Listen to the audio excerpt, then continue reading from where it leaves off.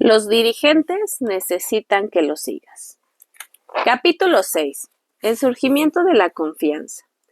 Decir que la mayoría de los empleados de la empresa acudían al trabajo amargados sería un eufemismo.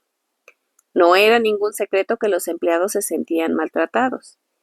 Y si una empresa maltrata a su gente, no tiene más que ver con los empleados cómo tratan a sus clientes. El lodo desciende por la ladera de una colina, y si eres el que está parado en la base recibirías el impacto de su peso. En una empresa, ese suele ser el cliente. A lo largo de la década de 1980, esa fue la vida de Continental Airlines, la peor aerolínea del sector. Me di cuenta del principal problema del Continental en cuanto entré por la puerta en 1994, en febrero. Escribía Gordon en From Words el relato de primera mano del presidente ejecutivo sobre la transformación de Continental. Era un lugar horrible para trabajar. Los empleados eran ariscos con los clientes, eran ariscos entre sí y se avergonzaba de su empresa. Y no puedes tener un buen producto si no dispones de una persona a las que les guste ir a trabajar. Sencillamente es imposible, relata. Heard, el jefe de Southwest, durante 20 años fue tratado de hereje por postular la idea que la primera responsabilidad de una empresa es cuidar a sus empleados. Uno de los empleados felices son garantía de unos clientes felices, afirmaba. Uno de los clientes felices lo son de unos accionistas felices y por ese orden. Por suerte, era partidario de esa herética creencia. Habría quienes sostendrían que la razón de que la cultura del Continental fuera tan perniciosa y era que la empresa estaba en dificultades. También diferían que los directivos tienen problemas para centrarse en otra cosa que no sea la supervivencia cuando una empresa atraviesa una época difícil. En cuanto volvamos a obtener beneficios, seguiría este razonamiento. Entonces, revisaremos todo lo demás. Y no cabe duda de que a lo largo de la década de 1980 y principios de 1990, el Continental estuvo en apuros. La compañía solicitó acogerse a la protección de la ley de quiebras por 2 veces en 8 años. Una en 1983 y de nuevo en 1991. Y consiguió acabar con 10 directores generales en el decenio. En 1994, el año en que Bethune se hizo cargo como CEO, la empresa había perdido $600 millones y ocupaba el último puesto en todos los tipos de rendimiento cualificables. Pero todo eso no duró mucho tras la llegada de Bethune. Al año siguiente, Continental ganó $250 millones y no tardó en situarse entre las mejores empresas de Estados Unidos para trabajar. Y aunque el nuevo director general realizó cambios importantes para mejorar la actividad, los principales avances se produjeron en la clase de rendimiento que resultaba casi imposible de cuantificar: la confianza. La confianza no surge sin más porque un vendedor argumenta racionalmente los motivos por los que el cliente debe comprar un producto o un servicio, ni porque un directivo prometa un cambio. La confianza no es un cuestionario de control. Cumplir con todas tus responsabilidades no crea la confianza, pues esta es un sentimiento, no una experiencia racional. Confiamos en las personas y en las empresas incluso cuando las cosas van mal, y no confiamos en otras, aunque todo puede haber salido exactamente como debería. El cumplimiento de una lista de control no garantiza la confianza. Esta empieza a surgir cuando tenemos la sensación de que otra persona u organización se guía por las otras cosas además de su propio beneficio. La confianza conlleva un sentido del valor, de un valor verdadero, no solo del valor equiparado al dinero. El valor, por definición, es la transferencia de la confianza. No puedes convencer a alguien de que tienes unos valores del mismo modo que no puedes convencer a alguien de que confíe en ti. Uno tiene que ganarse la confianza transmitiendo y demostrando que comparte los valores y las creencias. Tienen que hablar de su porqué, demostrándolo con lo que hace. Repito, un porqué es solo una creencia. Los cómo son las medidas que adoptamos para la realidad de esa creencia. Y los qué son el resultado de tales medidas. Cuando los tres niveles están equilibrados, la confianza se asista y los valores son percibidos. Esto es lo que Bethune fue capaz de lograr. Hay muchos ejecutivos con talento capaces de gestionar las operaciones en un liderazgo y no se basan únicamente en una gran capacidad de operativa. Liderar no es solo lo que quiere ser el jefe. Ser el jefe significa que ostentas la máxima autoridad, ya porque te lo has ganado, ya por suerte o ya por desenvolverte bien en las intrigas internas. Lidera, sin embargo, significa que los demás te siguen de buena gana, no porque tengan que hacerlo ni porque se les pague por ello, sino porque quieren hacerlo. Frank Lorenzo, el CEO anterior a Bethune, puede que haya sido un jefe de Continental, pero Gordon Bethune supo cómo liderar la empresa. Los que lideran pueden hacerlo porque los que siguen confían en las decisiones adoptadas en la cúspide y llevan su esencia lo más conveniente al grupo. A cambio de los que confían, se esfuerzan porque sienten que están trabajando para algo más importante que ellos mismos. Antes de la llegada de Bethune, la 20ª planta de la sede central de la empresa, la planta de los ejecutivos, estaba vetada a la mayoría de las personas.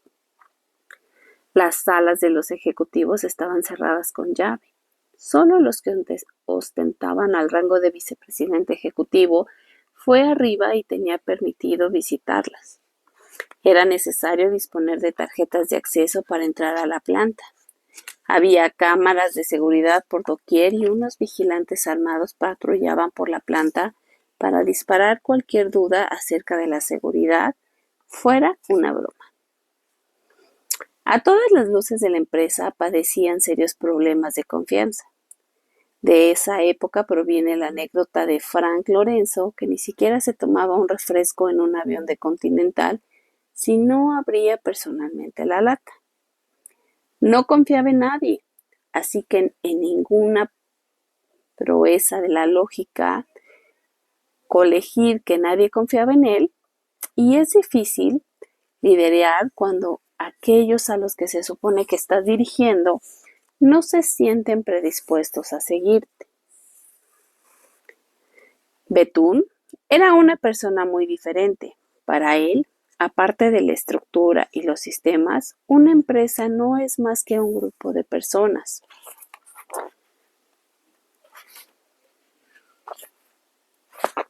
Uno no le miente a su médico, dice, y no puede mentir a sus empleados. Bethune se propuso cambiar la cultura dándoles a todos algo en lo que pudieran creer. ¿Y en qué concretamente?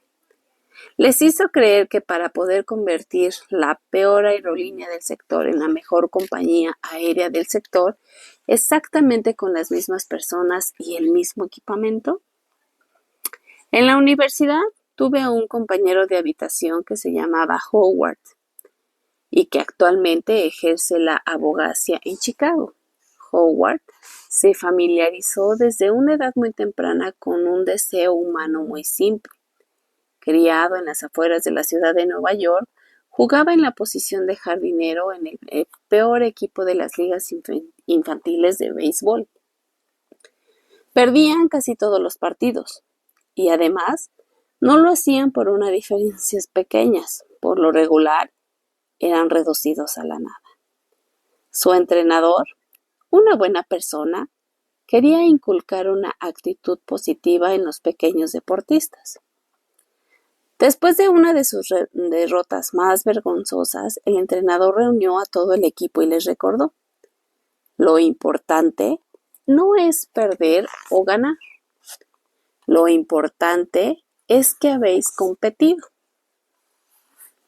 Fue entonces cuando el pequeño Howard levantó la mano y preguntó: entonces, ¿por qué tenemos un marcador? Howard comprendió desde una edad muy temprana ese deseo tan humano que es el de ganar.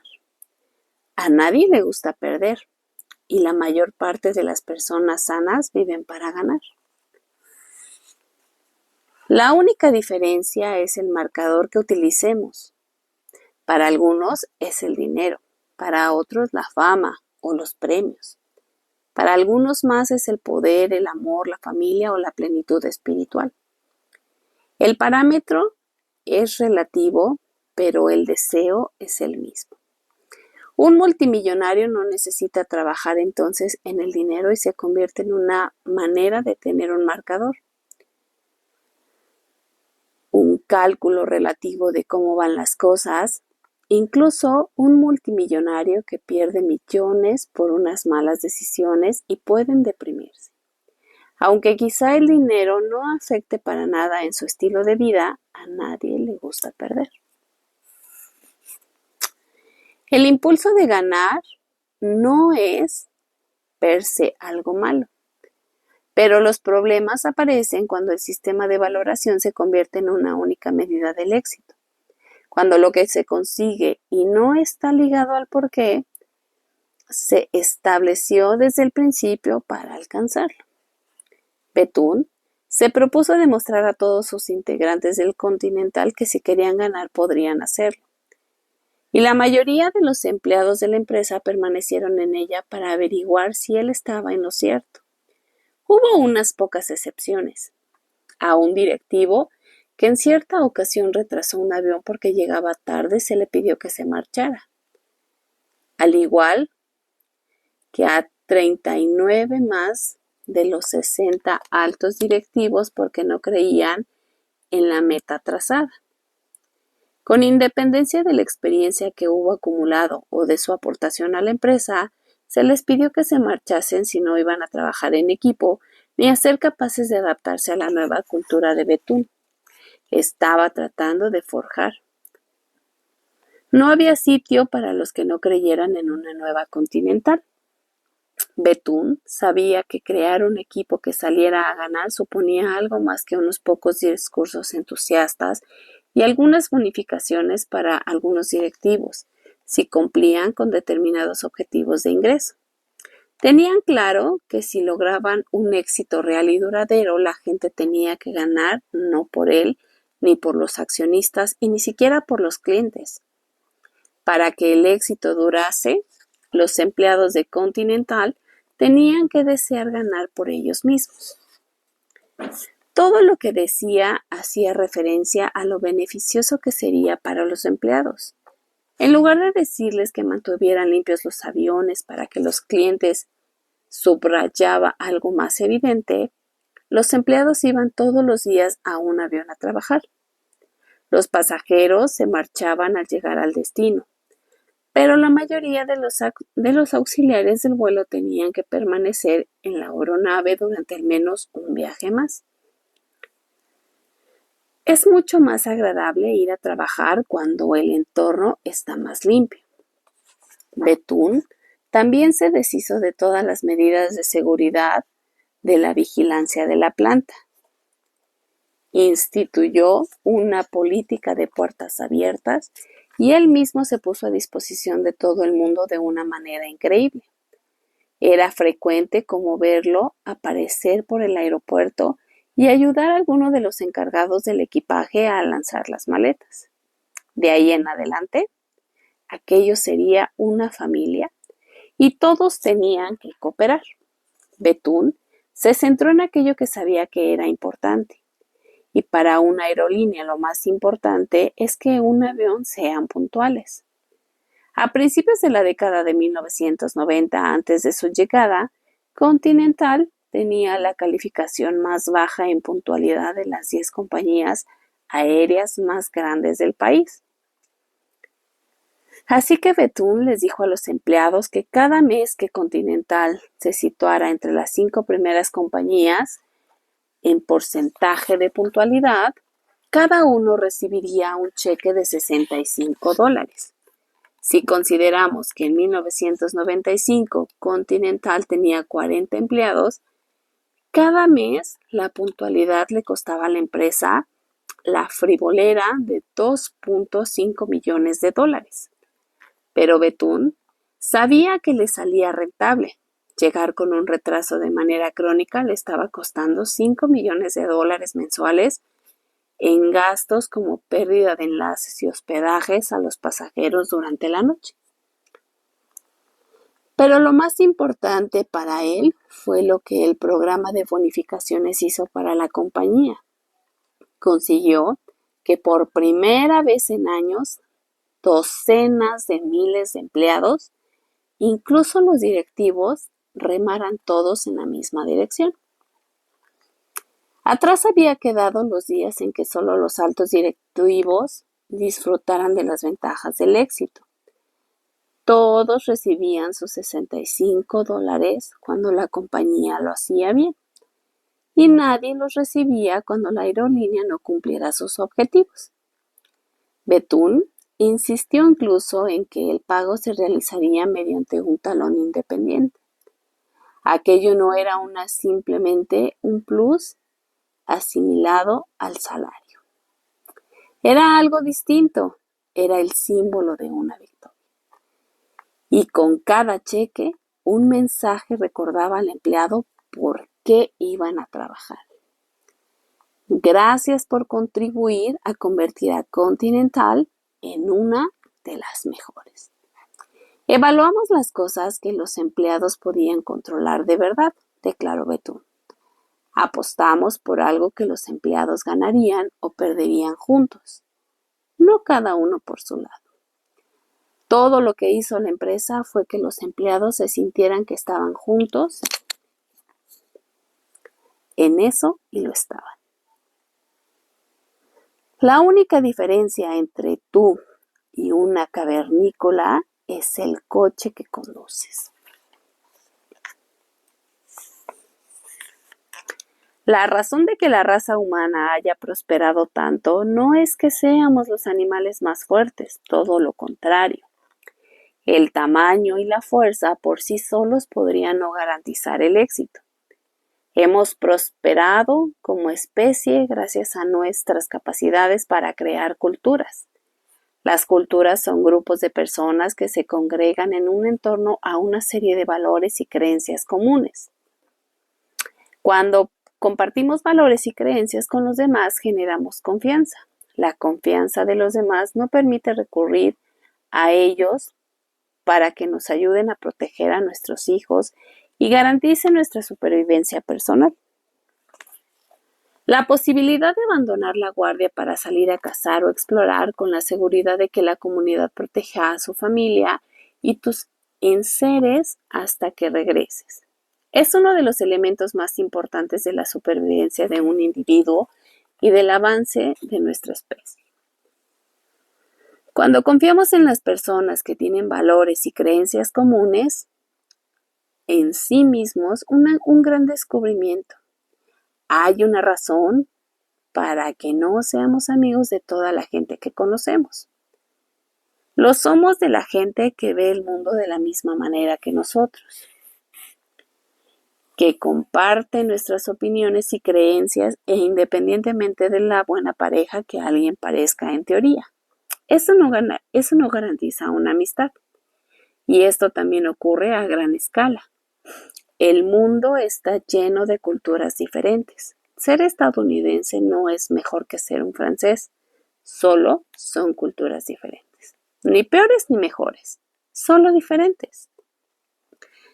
La cultura estadounidense valora dedicadamente las ideales del emprendimiento, la independencia y la confianza en uno mismo. Podemos decir que es nuestro porqué, el sueño americano. La cultura francesa, por su parte, valora energéticamente las ideas de unificadas, la confianza en el grupo y la joie de vivre. Observa que utilizamos la expresión francesa para definir el estilo de vida de la alegría de vivir. ¿Casualidad? Tal vez. Algunas personas se adaptan bien a la cultura francesa y otras encajan bien en las culturas estadounidenses. No es una cuestión de que sean mejores o peores, solo diferentes.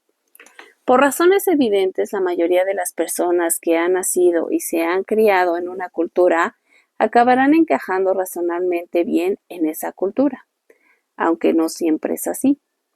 Hay personas que se crían en Francia y que nunca consiguieron sentir que encajaban. Eran unos inadaptados en su propia cultura, así que pongamos por caso y se trasladaron a Estados Unidos arrastrados por los cimientos que tenían que hacer en el porqué de Estados Unidos y siguieron el sueño americano y emigraron. Siempre se dice que Estados Unidos se alimenta de una buena medida de los emigrantes, pero es absolutamente falso que todos los emigrantes sean miembros productivos de una sociedad. No es cierto que todos los inmigrantes tengan espíritu emprendedor. Solo los que tienen aquellos que se sienten atraídos de forma visceral por los Estados Unidos. Eso es lo que hace un porqué. Cuando se entiende con claridad, atrae a las personas que creen en lo mismo. Y dando por sentado que encajen bien en lo que creen, los estadounidenses y en su forma de hacer las cosas, tales inmigrantes dirían del país: me encanta estar aquí o amo este país. Esta relación visceral no tiene tanto que ver con Estados Unidos como con ellos. Se trata de lo que sienten sobre su propia oportunidad y capacidad para medrar en una cultura en la que sienten que encajan en vez de que aquella de lo que no vinieron. Y dentro del gran porqué que es Estados Unidos, esto se descompuso aún más. Algunas personas se adaptan mejor a Nueva York, mientras que otras están más a gusto en Minneapolis. Una cultura no es peor ni mejor que la otra, solo diferente. Muchas personas sueñan, por ejemplo, con trasladarse a Nueva York, atraídas por su encanto o por sus expectativas de encontrar oportunidades. Llegan con aspiraciones de hacer algo grande, pero antes de trasladarse no se paran a pensar si encajarán en la cultura, y algunos lo consiguen. Pero son muchos los que fracasan. He visto una y otra vez a personas que llevan a Nueva York con grandes esperanzas y sueños, pero o bien no pudieron encontrar el trabajo que quieren, o si lo hicieron, no pudieron soportar la presión. No es que sean torpes, trabajen o se rindan. Sencillamente no encajan. Entonces, o siguen en Nueva York y se esfuerzan más de lo necesario, detestando sus trabajos y sus vidas, o se marchan. Si se trasladan a una ciudad en la que encajen mejor, Chicago, San Francisco o cualquier otra, a menudo acaban siendo mucho más felices y teniendo más éxito. Nueva York no es solo racionalmente mejor que otras ciudades, sencillamente no es adecuada para todos en el mundo. Al igual que todas las urbes, solo lo es para aquellos que adaptan también a ella. Lo mismo puedo decir de cualquier otro lugar que tenga una cultura sólida o una personalidad reconocible. Nos va mejor que aquellas culturas en las que encajamos bien. Nos va mejor en lugares que reflejan nuestros valores y creencias. De la misma manera que el objetivo no es hacer negocios con cualquiera que simplemente quiera lo que tienes, sino hacer negocios con las personas que crean lo mismo que tú. También es conveniente vivir y trabajar en lugar de donde prosperan de forma natural porque tus valores y creencias están en consonancia con los valores y creencias de esa cultura. Ahora reflexiona sobre lo que es una empresa. Una empresa es una cultura, un grupo de personas reunidas en torno a una serie de valores y creencias comunes. No son los productos o los servicios los que ocasionan una empresa. No es el tamaño ni el poder de lo que hacen fuerte a una empresa, es la cultura. El profundo sentido de una creencia y unos valores que todos, desde la CSO al recepcionista, comparten en su totalidad. Así que, siguiendo este razonamiento, el objetivo no consiste en contratar a personas que se limiten a tener una serie de aptitudes que necesiten. La lógica consistente en contratar a personas que crean lo mismo que tú.